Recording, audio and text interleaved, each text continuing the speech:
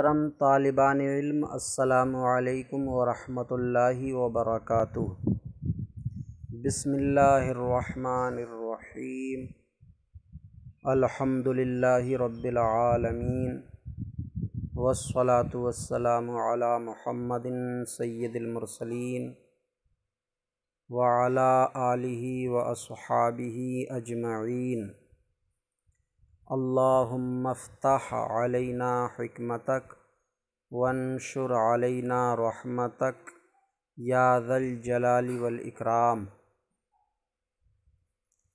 محترم ناظرین، اس کتاب ہدایت النحو میں آج ہمارا سبق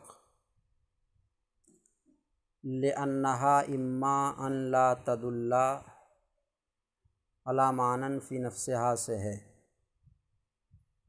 اس سے پچھلی ویڈیو سبق میں ہمارا سبق وہی منحصرۃ سے وحرفن یا حرفن یا حرفن تک تھا۔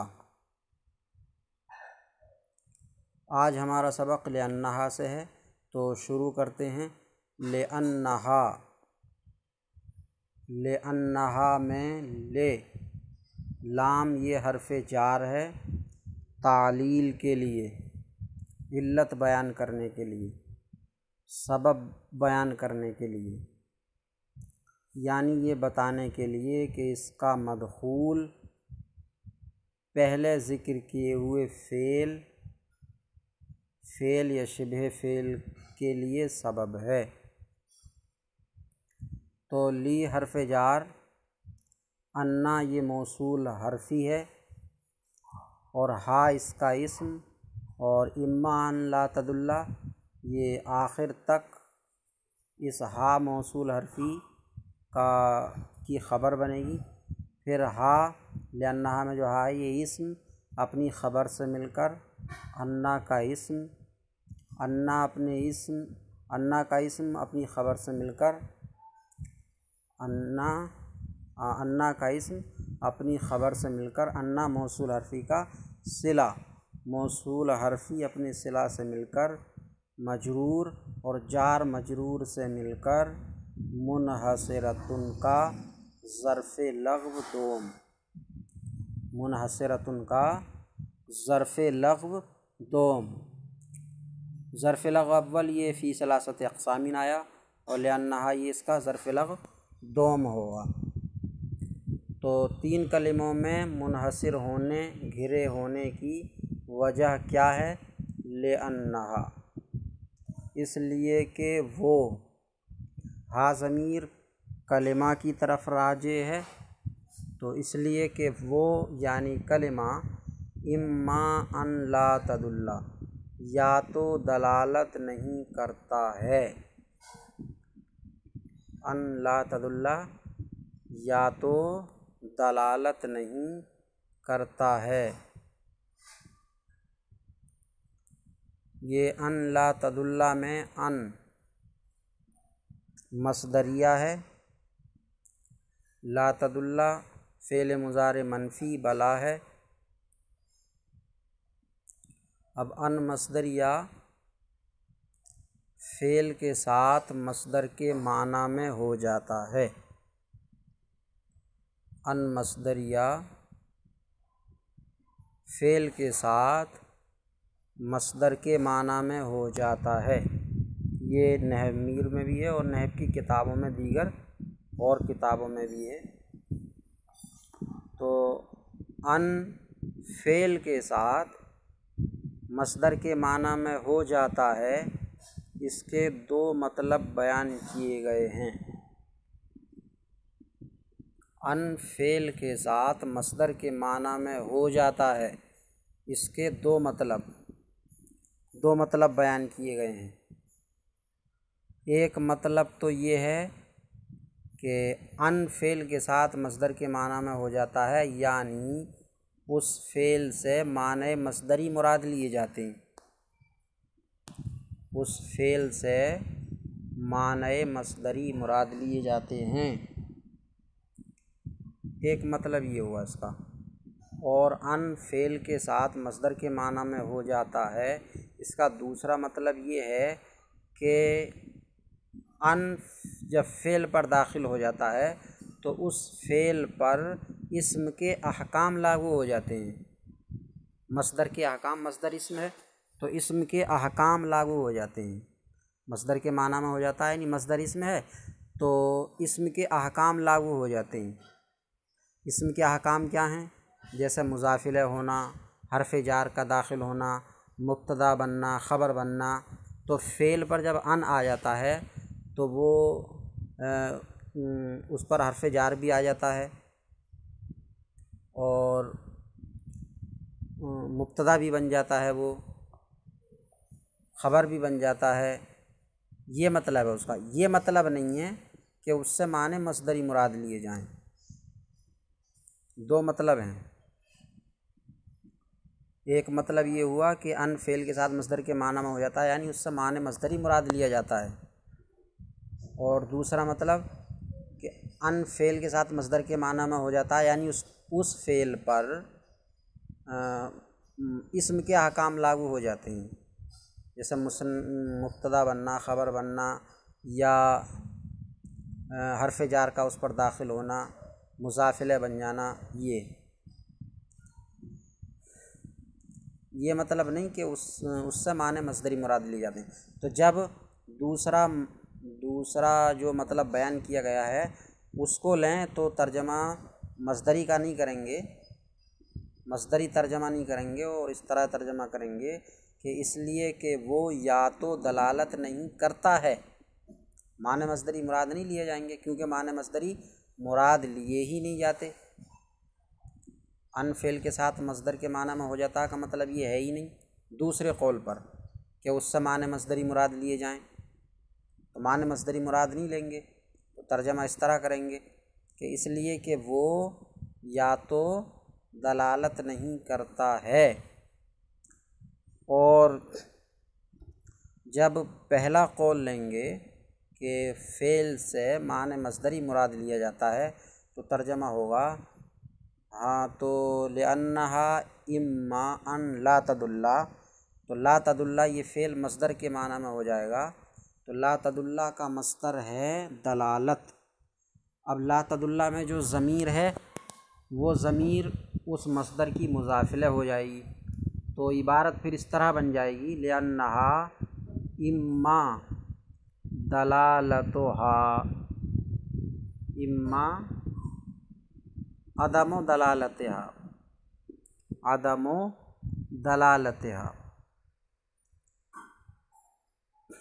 تو اس لیے کہ وہ یا تو دلالت نہ کرنا ہے، اس لیے کہ وہ یعنی کلمہ یا تو دلالت نہ کرنا ہے، یہ ترجمہ ہوگا۔ اس لیے کہ وہ یعنی کلمہ یا تو دلالت نہ کرنا ہے یا کرنا ہے، تو اب کلمہ دلالت نہ کرنا ہے یا کرنا ہے، یہ کیا بات ہو گئی؟ کلمہ دلالت کرنا ہے یہ تو غلط ہے، کیونکہ اس میں جو ہے مصدر مسند ہو رہا ہے، مصدر مسند اور کلمہ مسند الیہ، یعنی کلمے پر دلالت ہونے کا حکم لگایا جا رہا ہے، اس میں کلمے پر دلالت ہونے یا نہ ہونے کا حکم، تو کلمہ دلالت ہونا یا نہ ہونا نہیں ہے، بلکہ کلمے کی صفت میں سے ایک صفت دلالت کرنا یا نہ کرنا ہے۔ مثال کے طور پر یوں سمجھیں کہ زید اکل، زید کھانا ہے، تو زید کھانا تو ہے نہیں، زید کی ایک صفت کھانا ہے، تو زید اکل میں ہم نے اکل مصدر کو مسند بنا دیا ایک اسم کی جانب، تو یہ صحیح نہیں ہو رہا ہے۔ اسی طرح زید قراءتن زید پڑھنا ہے، تو زید پڑھنا نہیں ہے بلکہ زید کی ایک صفت پڑھنا ہے۔ تو اسی طریقے سے کلمہ یا تو دلالت نہ کرنا ہے یا کرنا ہے، تو کلمہ دلالت کرنا یا نہ کرنا نہیں ہے بلکہ کلمے کی صفتوں میں سے دلالت کرنا یا نہ کرنا ہے۔ جیسے زید کی صفتوں میں سے کھانا یا پڑھنا ہے، زید کھانا یا پڑھنا نہیں ہے بلکہ زید کی صفتوں میں سے ایک صفت کھانا بھی ہے، ایک صفت پڑھنا بھی ہے، اور بھی بہت ساری صفات ہیں۔ تو اسی طریقے سے کلمے کی صفتوں میں سے ایک صفت دلالت نہ کرنا ہے اور ایک کرنا ہے۔ تو اس لیے یہاں پر جب اس میں ان مصدریہ فعل کو مصدر کے معنی میں کریں گے تو لأنہا کے بعد من صفتہا پوشیدہ نکلے گا، لأنہا اما من صفتہا، لأنہا من صفتہا اما ان تدل علی معنی فی نفسہا او لا، اس لیے کہ کلمے کی صفتوں میں سے ترجمہ اس طرح ہوگا پھر، اس لیے کہ وہ اس کی صفتوں میں سے، اس لیے کہ وہ پھر من صفت یا اس کی صفتوں میں سے، تو ترجمہ ہو جائے گا اس لیے کہ اس کی صفتوں میں سے۔ جیسے زیدن اتعلم من ابیہ، زید میں اس کے باپ سے پڑھتا ہوں، زید میں اس کے باپ سے پڑھتا ہوں، زید اتعلم من ابیہ، زید میں اس کے باپ سے پڑھتا ہوں، تو سیدھا ترجمہ ہو جائے گا میں زید کے باپ سے پڑھتا ہوں۔ تو اسی طریقے سے کلمہ، اس لیے کہ وہ یعنی کلمہ، تو اس لیے کہ وہ یعنی کلمہ، اس لیے کہ کلمہ یا تو اس کی صفت میں سے، تو اس لیے کہ کلمہ اس کی صفت میں سے، تو سیدھا کر دیں گے کہ اس لیے کہ کلمے کی صفت میں سے یا تو مستقل معنی پر دلالت نہیں کرنا ہے یا کرنا ہے۔ اور جب ان مصدریہ فعل کے معنی میں ہو جاتا ہے اس کا دوسرا مطلب لیں کہ اس سے معنی مصدری مراد نہیں لیے جاتے ہیں، تب تو کوئی عبارت پوشیدہ نکالنے کی ضرورت نہیں ہے۔ تو اس لیے کہ وہ یا تو دلالت نہیں کرتا ہے، کہاں دلالت نہیں کرتا ہے؟ علی معنی فی نفسہا، ایسے معنی پر، علی معنی ایسے معنی پر جو معنی اس کی ذات میں ہوں، علی معنی فی نفسہا ایسے معنی پر جو معنی اس کی یعنی کلمے کی ذات میں ہوں۔ یہ علی معنی میں معنی موصوف ہے، اور فی نفسہا یہ جار مجرور متعلق ہے ثابتن سے یا حاصلن سے، ایسے معنی پر جو معنی اس کی ذات میں حاصل ہوں یا اس کی ذات میں ثابت ہوں، ایسے معنی پر جو معنی اس کی ذات میں ثابت ہوں یا ایسے معنی پر جو معنی اس کی ذات میں حاصل ہوں۔ اب معنی کے کلمے کی ذات میں ہونے کا مطلب کیا ہے؟ معنی کلمے کی ذات میں ہوں، علی معنی فی نفسہا، تو ایسے معنی پر جو معنی اس کی ذات میں ہوں۔ تو معنی کے کلمے کی ذات میں ہونے کا مطلب یہ ہے کہ وہ معنی کلمے سے دوسرا کلمہ ملائے بغیر ہی سمجھ لیے جائیں۔ مختصر لفظوں میں کہہ لیں، معنی کے کلمے کی ذات میں ہونے کا مطلب یہ ہے کہ کلمہ معنی پر خود دلالت کرے، بذات خود، دوسرا کلمہ ملانے کی ضرورت نہ ہو۔ معنی کے کلمے کی ذات میں ہونے کا مطلب یہ ہے کہ کلمہ اپنے معنی پر بذات خود دلالت کرے، دوسرا کلمہ ملانے کی ضرورت نہ ہو۔ تو اب ایسے معنی پر جو اس کی ذات میں ہوں دلالت نہ کرنے کا مطلب یہ بنے گا کہ وہ کلمہ اپنے معنی پر خود دلالت نہیں کرے گا ایسے معنی پر جو معنی اس کی ذات میں ہو، تو مطلب یہ ہوا کہ وہ اپنے معنی پر خود دلالت نہیں کرے گا۔ تو لِأَنَّهَا إِمَّا أَن لَا تَدُلَّ عَلَى مَعْنًى فِي نَفْسِهَا، اس لیے کہ وہ یا تو دلالت نہیں کرے گا ایسے معنی پر جو معنی اس کی ذات میں ہوں، ایسے معنی پر دلالت نہیں کرے گا جو معنی اس کی ذات میں ہو، مطلب یہ ہوا کہ وہ کلمہ اپنے معنی پر بذات خود دلالت نہیں کرے گا، بلکہ دوسرا کلمہ اس کے ساتھ ملانے کی ضرورت ہوگی۔ ایک کلمے کی یہ ایک قسم بن گئی، کلمہ یا تو اس طرح کی دلالت کرنے والا ہوگا، تو ایک قسم بن گئی ہے۔ اس قسم کا نام کیا ہے؟ وَهُوَ الْحَرْفُ، اور وہ حرف ہے۔ وَهُوَ الْحَرْفُ، اور وہ کون؟ کلمہ۔ کون سا کلمہ؟ جو ایسے معنی پر دلالت نہیں کرتا جو معنی اس کی ذات میں ہوں۔ تو اور وہ حرف ہے، تو ہوا ضمیر کا مرجع کلمہ ہے۔ اب یہاں پر یہ سوال کیا جا سکتا ہے کہ کلمہ تو مؤنث ہے اور ہوا ضمیر مذکر کے لیے ہے، تو پھر مذکر کی ضمیر مؤنث کی طرف کیسے لوٹے گی؟ اور وہ حرف ہے یعنی وہ کلمہ، تو ہوا ضمیر کا مرجع ظاہر ہے کلمہ ہے، اور کلمہ مؤنث ہے یہ بھی ظاہر ہے، تو پھر ہوا ضمیر کا مرجع کلمہ کو کس طرح بنائیں گے؟ کس طرح کلمہ کو اس کا مرجع قرار دینا درست ہوگا؟ تو اس کا جواب یہ ہے کہ الضمیر اذا دار بین المرجع والخبر فرعایت الخبر اولا۔ الضمیر اذا دار بین المرجع والخبر فرعایت الخبر اولا۔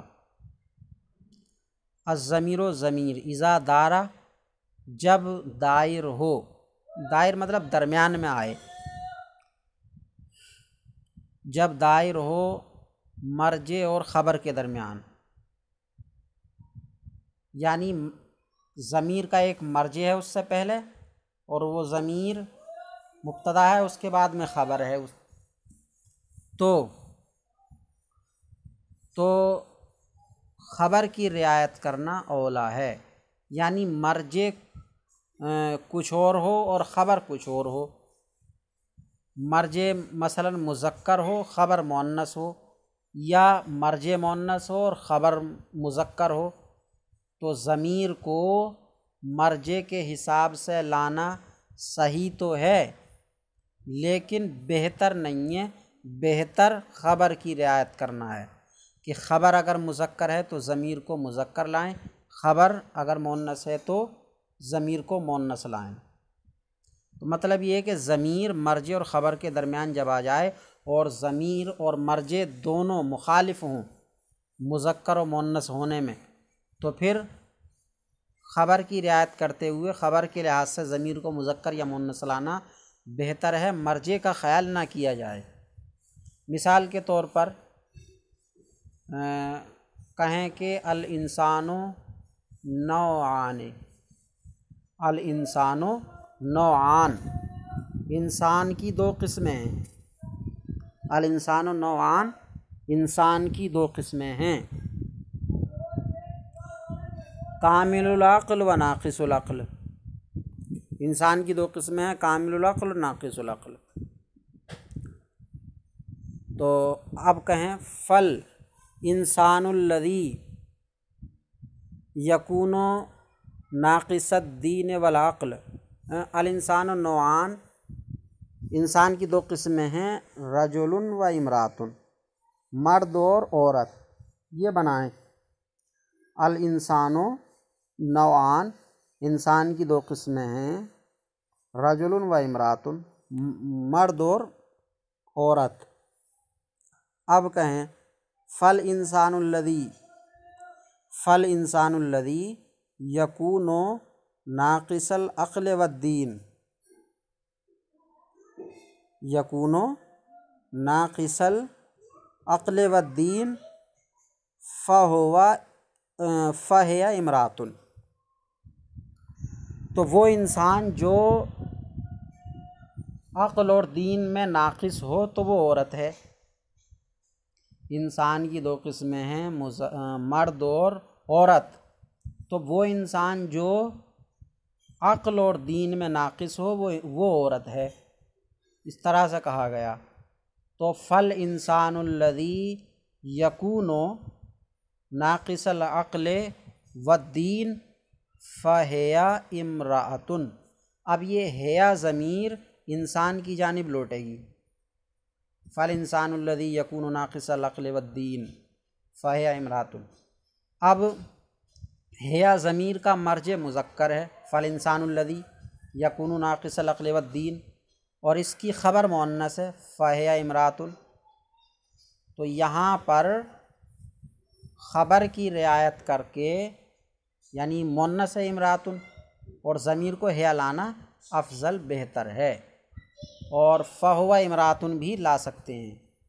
فالانسان الذی یکون ناقص العقل والدین فہو امرأۃ، یہ بھی کہہ سکتے ہیں۔ تو ضمیر جب مرجع اور خبر کے درمیان آئے اور وہ دونوں مخالف ہوں تذکیر و تانیث میں، مرجع اور خبر، تو خبر کی رعایت کرنا یہ بہتر ہے۔ تو اب وہو الحرفوں میں اس ضمیر کا مرجع کلمہ ہے اور اس کی خبر حرف آ رہی ہے، تو حرف ہے مذکر اور اس کا مرجع ہے مؤنث، تو اسی قاعدے سے کہ ضمیر جب مرجع اور خبر کے درمیان ہو تو خبر کی رعایت اولیٰ ہے، اس قاعدے کے لحاظ سے ضمیر کو مذکر ہوا لایا گیا ہے،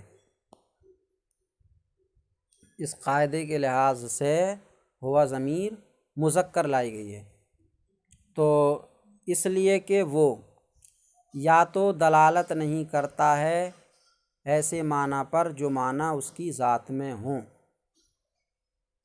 ذات میں ہوں یعنی مستقل، اس کو مستقل بھی کہہ سکتے ہیں۔ مستقل معنی کا مطلب یہی ہے کہ کلمہ اپنے معنی پر بذات خود دلالت کرے، تو اس لیے کہ وہ یعنی کلمہ یا تو مستقل معنی پر دلالت نہیں کرتا ہے اور وہ حرف ہے، مصدری ترجمہ ہوگا اس لیے کہ اس کی صفتوں میں سے یا تو مستقل معنی پر دلالت کرنا نہیں ہے، یا تو اس کی صفتوں میں سے مستقل معنی پر دلالت نہ کرنا ہے اور وہ حرف ہے۔ تو یہ دو ترجمے ہوئے، اس لیے کہ دونوں ترجمے میں دوبارہ کر رہا ہوں، اس لیے کہ اس کی یعنی کلمے کی، اس لیے کہ اس کی صفت میں سے یا تو مستقل معنی پر دلالت نہ کرنا ہے اور وہ حرف ہے، اور یا اس لیے کہ وہ یا تو مستقل معنی پر دلالت کرتا ہے، اس لیے کہ وہ مستقل معنی پر یا تو دلالت نہیں کرتا ہے اور وہ حرف ہے۔ او تدلّہ، آج کا ہمارا سبق اتنا ہی ہے، ویڈیو کافی طویل ہو گئی ہے، اللہ تعالیٰ سے دعا ہے کہ سبق سمجھنے اور یاد کرنے کی توفیق عطا فرمائے۔ السلام علیکم ورحمۃ اللہ وبرکاتہ۔